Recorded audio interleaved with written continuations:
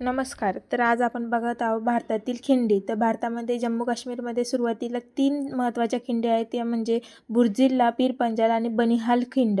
त्यानंतर लडाखमध्ये आहे अगिल खिंड, त्यानंतर आहे काराकोरम, त्यानंतर आहे लानकला, त्यानंतर आहे चांगला, त्यानंतर खारदुंगला आणि झोजिला या खिंडी आहेत लडाखमध्ये.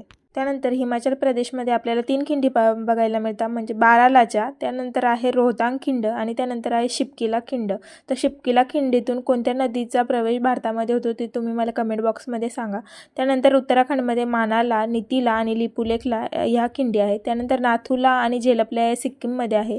त्यानंतर अरुणाचल प्रदेशमध्ये दिहांग किंवा दिफुला अशा खिंडी आहेत.